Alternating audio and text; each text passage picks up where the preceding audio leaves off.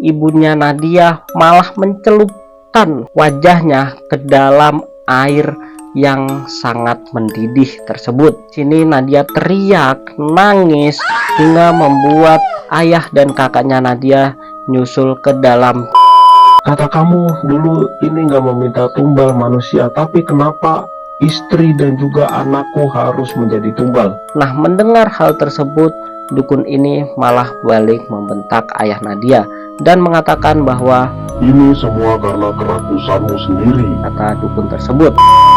Oke, ketemu lagi kita cuy, tentunya di segmen e-story, dimana di segmen ini kita akan membahas tentang sesuatu yang menarik yang terjadi di alam semesta. Nah, hari ini kita akan membawakan sebuah cerita yang sempat viral beberapa waktu lalu yang berjudul Pesugihan Kandang Bubrah di Ambang Kematian. Tapi hari ini kita akan membawakan dengan sedikit berbeda, karena hari ini kita akan membawakan kisah ini sampai ke akhir ceritanya. Oke, nggak perlu lama-lama, kita langsung ke ceritanya. Dan saatnya serius.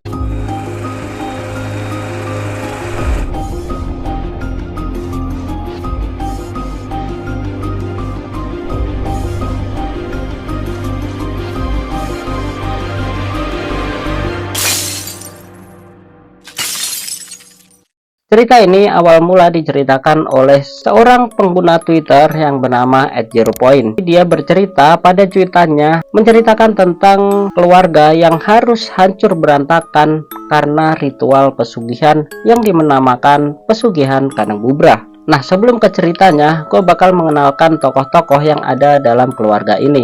Yang pertama ada narasumbernya sendiri, yaitu bernama Nadia. Yang kedua ada ayah Nadia, yang ketiga ada ibunya Nadia, dan juga Nadia ini punya seorang kakak. Jadi ayah Nadia ini punya sebuah usaha kelontong. Nah, usaha kelontong ayah Nadia ini sangat berkembang pesat, bahkan hingga bisa membuka cabang di mana-mana, dan juga omset yang semakin hari semakin naik. Lewat bisnis kelontong ayah Nadia ini, kehidupan keluarga Nadia ini sangat berkecukupan. Rumah mewah, mobil mewah, dan juga punya tabungan di mana-mana. Jadi keluarga Nadia ini bisa dikatakan adalah keluarga yang bahagia dengan kegelimangan hartanya. Singkat cerita, di tahun 2001 kejanggalan demi kejanggalan mulai terlihat jelas di rumah ini, dimana ibu Nadia yang semula nggak apa-apa, semula sehat walafiat, tahu-tahu jatuh sakit. Dan sakitnya ini aneh cuy. Di sakit yang diderita oleh ibu Nadia ini sembuh kambuh kayak gitu terus ya.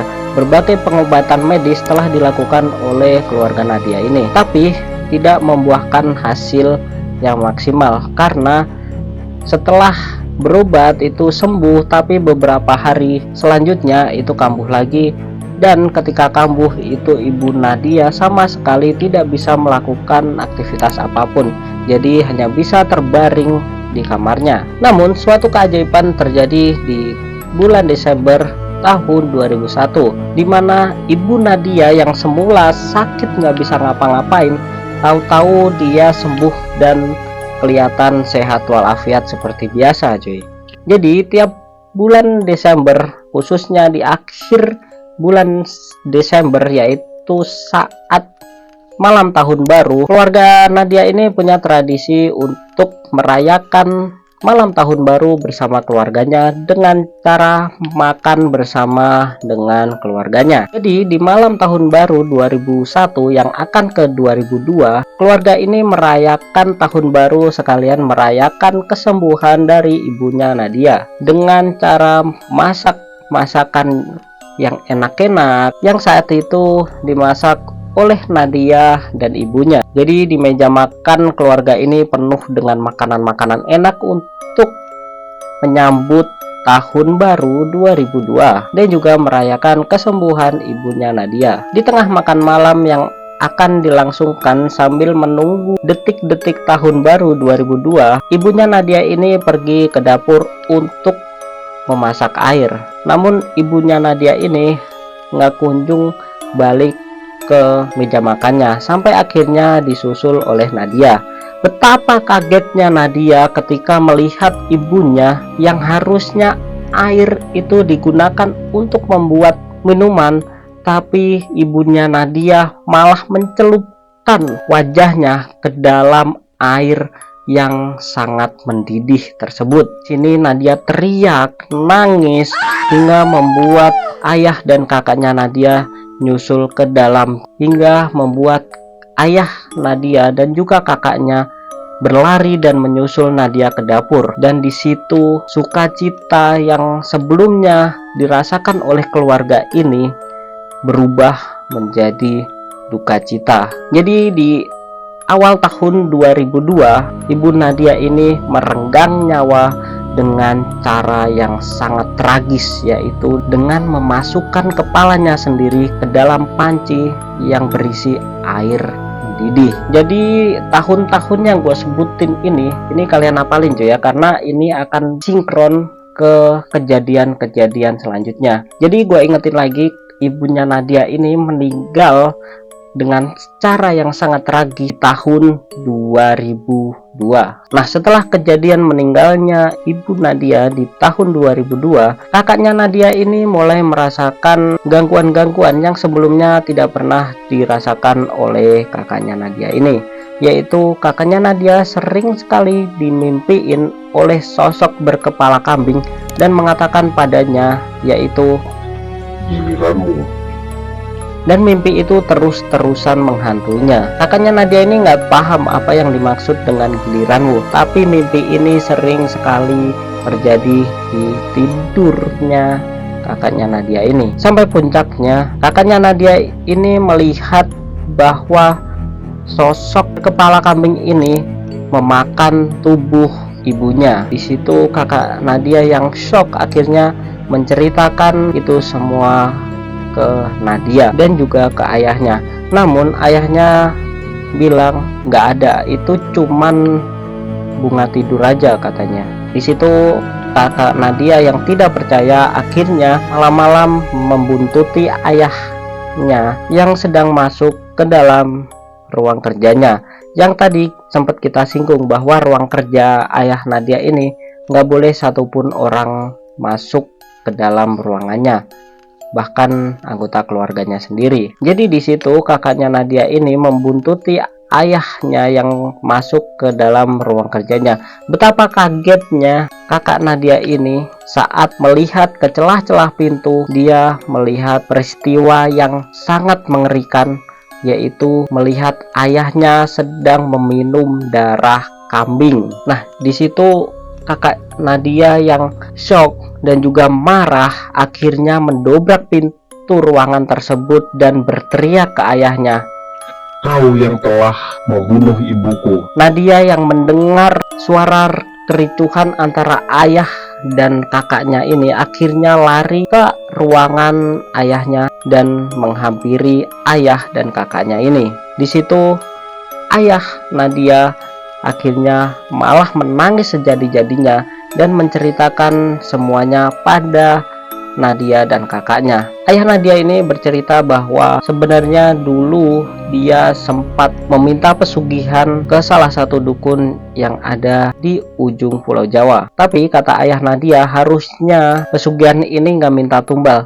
Dan dia bingung kenapa akhirnya pesugihan ini meminta tumbal. Jadi ayah Nadia di sini menceritakan kenapa tiap malam dia membawa kambing ke dalam ruangannya, yaitu agar nggak ada korban lain di bangsa manusia. Ya, simpelnya tumbal ini digantikan dengan kambing kayak gitu cuy. Nadia dan kakaknya yang mendengar cerita tersebut akhirnya luluh dan akhirnya ikut membantu ayahnya yang setiap hari harus mencarikan kambing hitam yang dijadikan untuk persembahan demi menggantikan tumbal yang diminta oleh makhluk pesugihan tersebut. Jadi di sini Nadia dan kakaknya tiap hari cari kambing yang berwarna hitam untuk membantu ayahnya melakukan ritual tersebut. Tapi meskipun kakak dan juga Nadia ikut membantu untuk mencarikan kambing hitam untuk dijadikan ritual persembahan pesugihan ini, kakak Nadia ini masih sering diteror oleh sosok berkepala kambing. Beberapa kali kakak Nadia ini merasakan sedang dicekik oleh sosok berkepala kambing ini. Puncaknya di tahun 2011, kakak Nadia ini mengalami sakit yang sama seperti yang dirasakan oleh sang ibu dulu. Hingga puncaknya di bulan Desember 2011, yaitu tepat di malam tahun baru, kakak Nadia ditemukan meninggal dunia di dalam kamarnya dengan wajah membiru dan lidah menjulur keluar seperti orang yang telah tercekik. Nah, melihat hal tersebut, ayah Nadia ini shock dan juga ngamuk. Akhirnya masuk ke dalam ruang ritualnya dan membuang semua peralatan dan juga sesembahan yang ada di ruang ritualnya. Dia marah karena telah mengikuti apapun yang diinginkan oleh makhluk tersebut, yaitu membawakan kambing hitam tiap malam, tapi tetap saja anaknya menjadi tumbal pesugihan tersebut.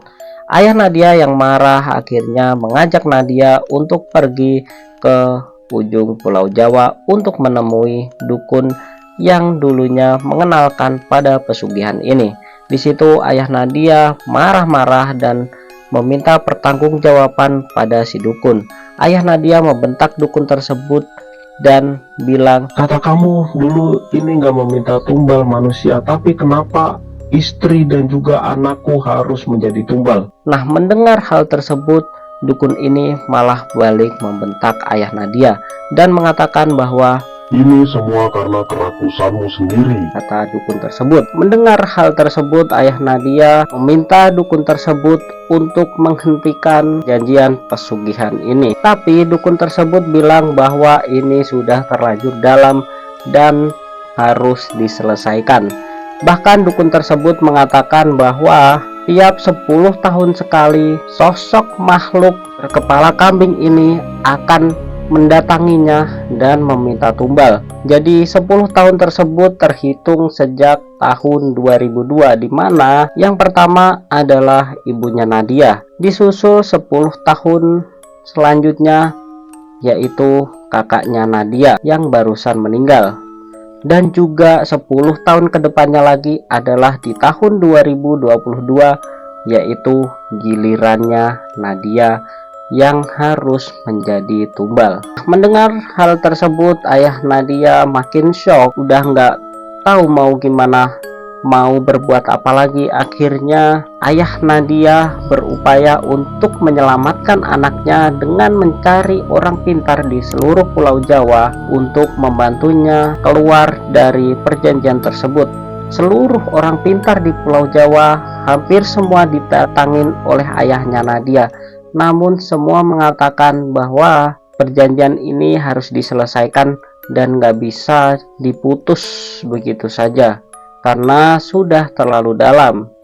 Di situ ayah Nadia menangis dan Nadia pun ikut menangis, tahu bahwa dirinya akan menjadi korban tumbal selanjutnya di tahun 2022.